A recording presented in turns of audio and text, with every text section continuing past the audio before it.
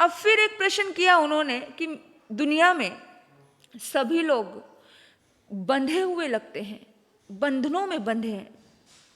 जब मैं देखता हूं कि सभी कहीं ना कहीं किसी न किसी रूप में बंधे हुए हैं, देखो आप कैसे बंधे हुए हैं, गहरे रूप से बंधे हुए हैं। लेकिन हे गौतम, मैंने तुम्हें देखा, तुम किसी बंधन में नहीं हो, और अगर बंधन में होते तो तुम मेरे पास भी नहीं आ पाते।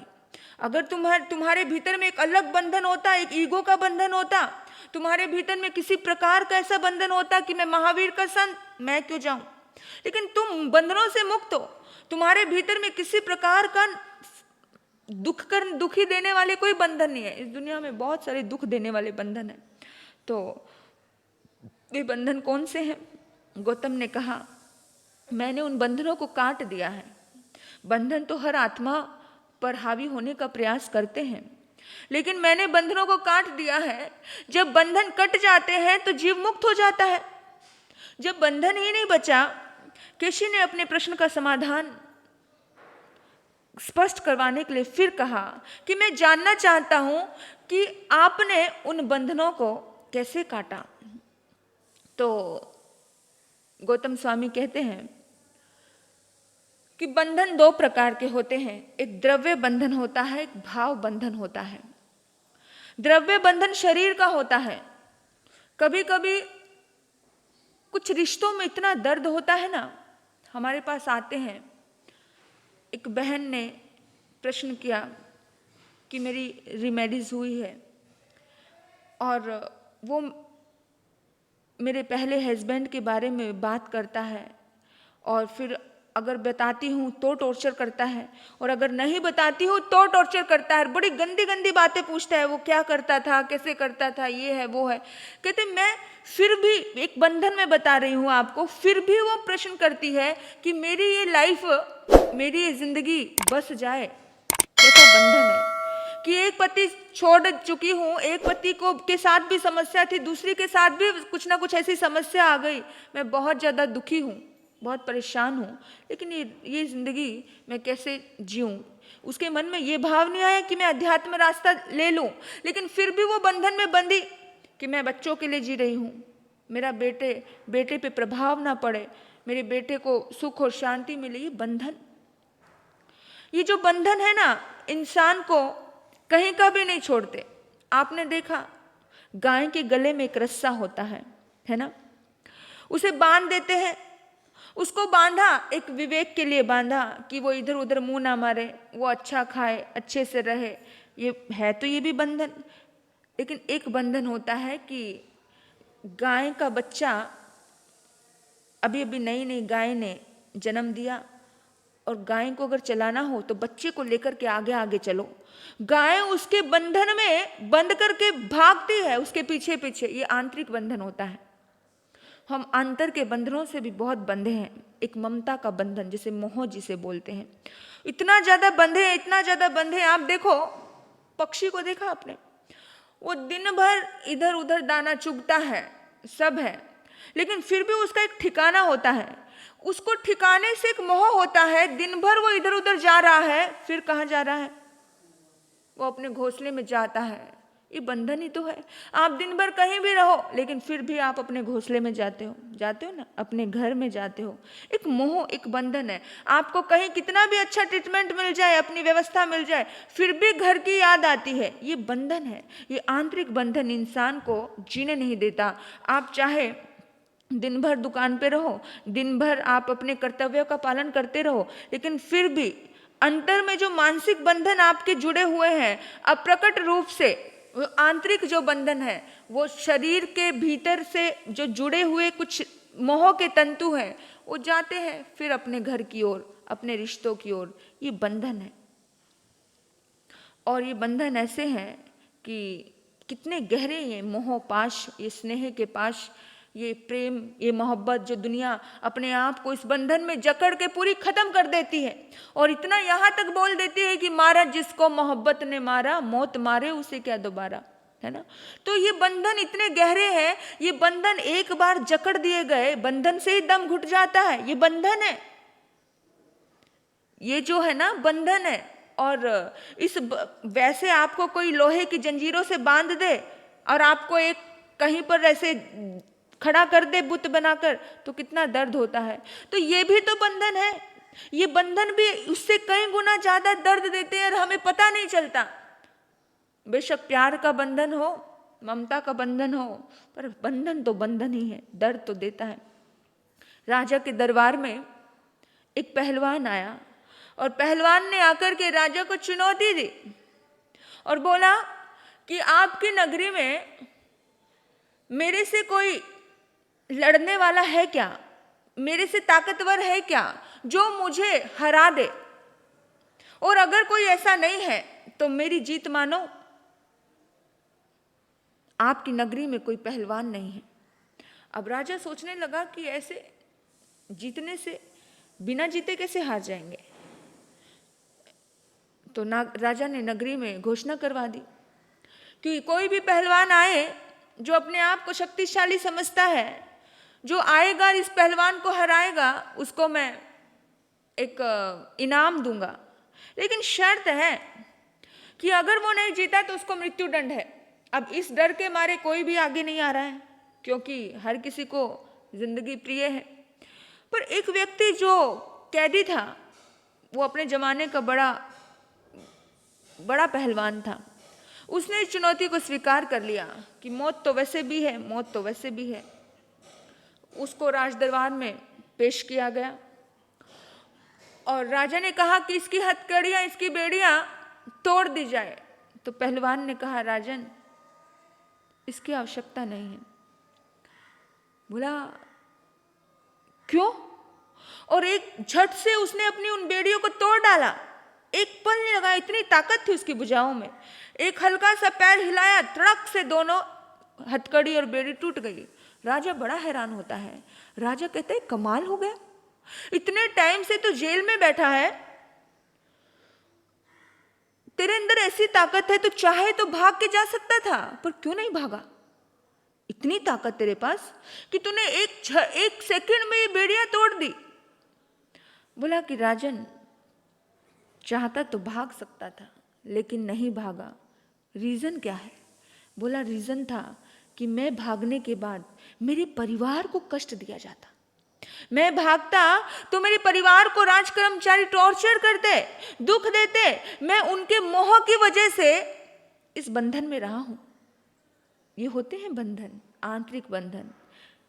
तो जब ये आंतरिक, हैरानी है कि मोह के बंधन कितने ज्यादा तीव्र होते हैं कि उस तीव्रता में इंसान कैसे कैसे दर्दों को सहन कर लेता है। उसके भीतर में शक्ति होती है उन बंधनों को तोड़ने की। हर आत्मा में शक्ति है अपने भीतर को उज्जवल बनाने की।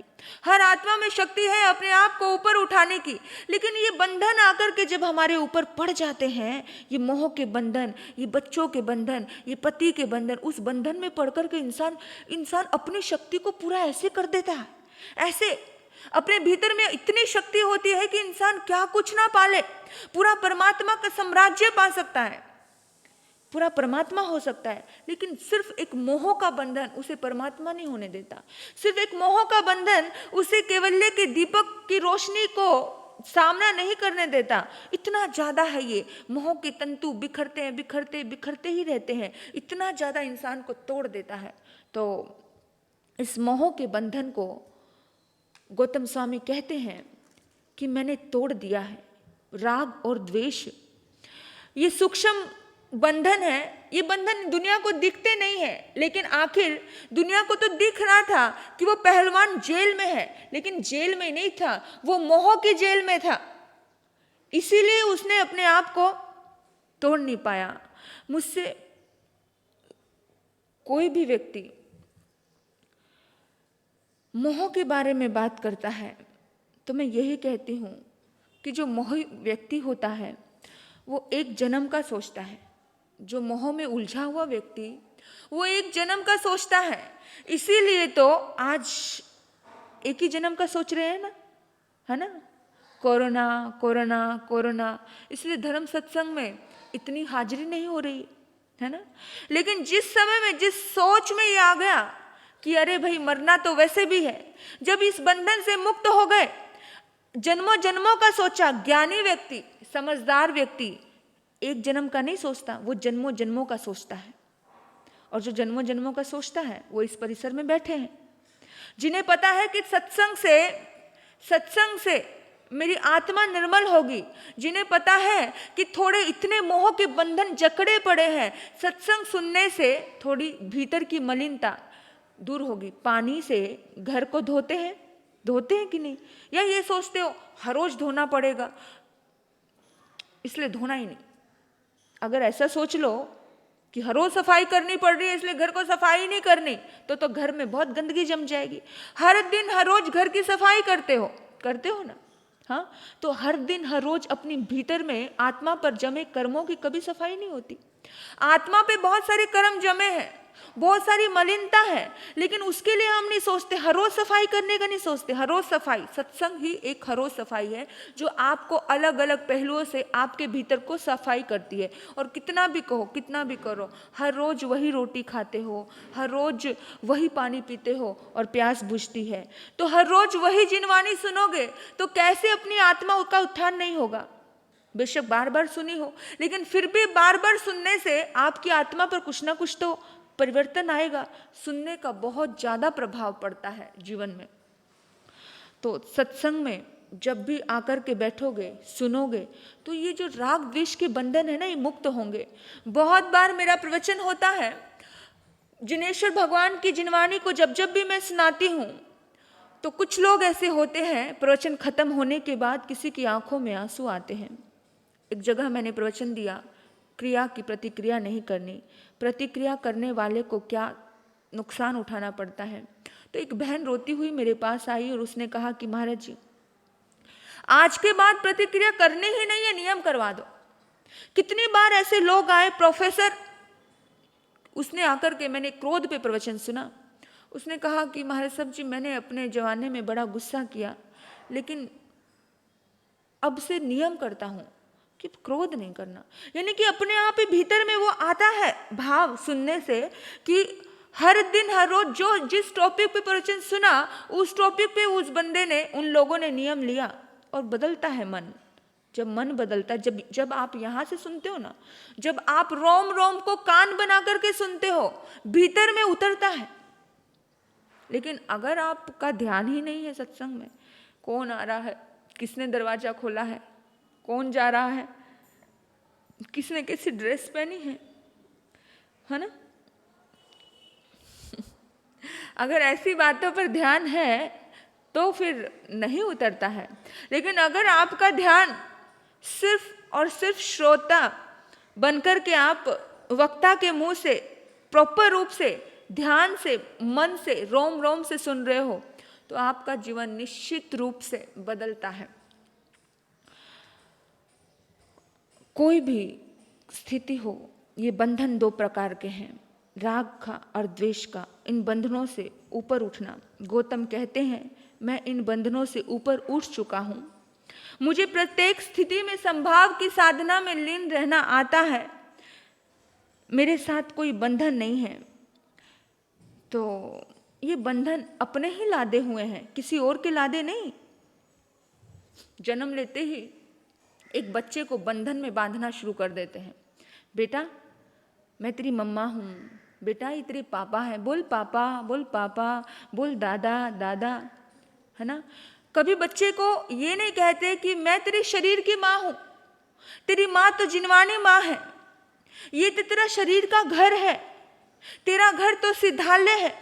कभी बच्चे को ये नहीं सिखाया जाता है। बच्चे को केवल झूठा बंधन, झूठी आस दिलाई जाती है। जन्म लेते ही बच्चे को ये बताया जाता है, मैं तेरी माँ, ये तेरा घर, ये तेरा चाचा, ये तेरा काका, ये तेरा दादा। यानी कि ये दूसरे, ये बाहर के बंधन कौन लादता है? हम ही लाद रहे हैं। और बच्चा उस मोह के बंधन में खुद बनता चला जाता है और हम ही किसी को मोही बना रहे हैं।